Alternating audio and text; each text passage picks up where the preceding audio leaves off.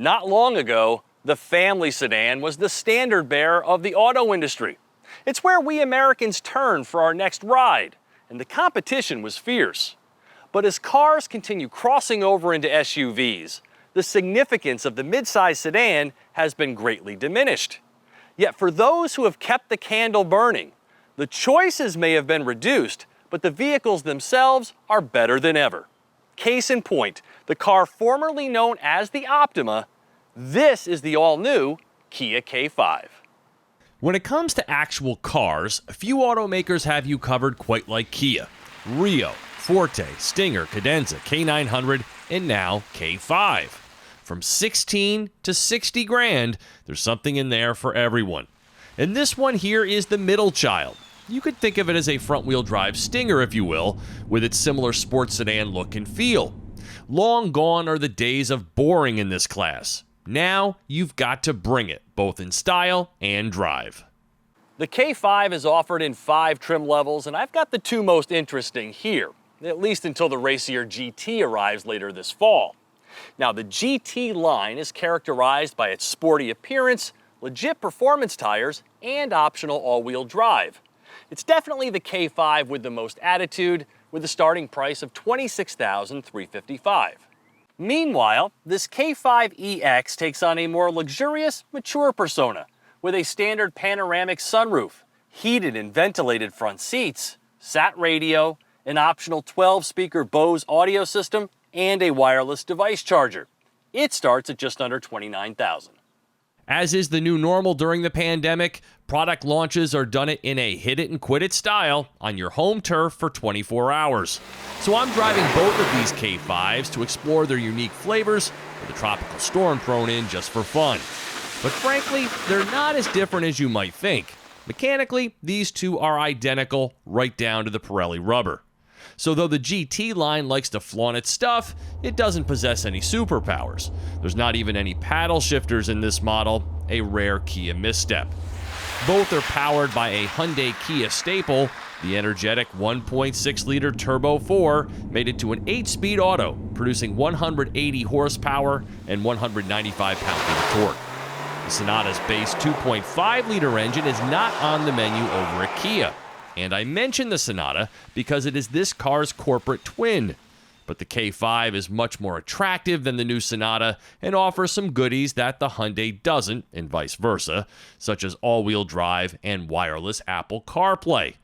As for a hybrid variant, Hyundai has the exclusive, at least for now. The most notable difference between this K5 and the Hyundai Sonata Limited I tested earlier this year lies where the rubber meets the road. The Sonata came equipped with Michelin Grand Touring tires, while this Kia comes with Pirelli Ultra High Performance All Seasons.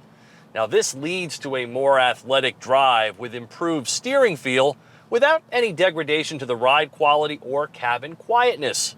The handling is actually quite impressive for a front drive car, making it a lot of fun to drive. This is a beautiful drive with quick-hitting torque, smart and sport drive modes, and reactive gear changes. It's a delight to take on your favorite back road without ever feeling overdone. If you indeed want some of that, the Stinger will gladly oblige. The K5 feels composed, premium, and sophisticated in all situations. Kia has long since been really good at ergonomics. They know just how to make you comfortable and do a perfect job of integrating their vast features in a simple and intuitive manner. And this K5EX is just another example of that, with all of the controls exactly where you'd expect them, and electronics that work without having to reach for the owner's manual. Now, the only oddity here, and it is a disappointment, you can't get wireless Apple CarPlay with the premium package and this bigger screen. It only comes with the smaller screen. And I was kind of expecting to see a heads-up display here. This EX has memory settings, a power passenger seat, HVAC vents in the rear, a heated steering wheel, and more robust safety tech. And the big touchscreen offers a deeper dive into electronic features, including these mood settings, which I'm a real sucker for. On both cars, I really like the placement and design of the wireless phone charger, but the Sonata's surround view monitor is absent. Another thing Kia likes to do that gives their vehicles an advantage is to upsize them. So even though the K5 plays in the midsize class, it has large car rear seat legroom and trunk space. At 16 cubic feet, this is as big as Kia's trunks get, and both cars have Smart Trunk as standard. As usual for Kia, the feature content is very high, with both the GT line and EX punching well above their weight, never leaving you feeling like you're missing something you want, while putting your neighbor's Lexus to shame, at least in terms of modernity. Personally, I prefer the GT line. I really like its more assertive styling. The red interior and this upcharged wolf gray paint looks amazing.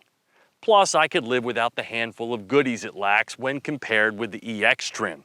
And this one here has wireless Apple CarPlay, one of my favorite features. As tested with the premium packages on both, this GT line checks in at a very palatable $28,400, while the EX adds more of the good stuff for $32,355. Gas mileage is rated at 31 mpg in combined driving and an eye-opening 38 mpg on the highway. So the K5 comes out of the gate with a new name, spunkier attitude, and more polish. It's said you never get a second chance to make a first impression, and this one has been stellar. And that full-fledged GT model coming in November should be a real treat. For TestDriveNow.com, I'm Steve Hammis.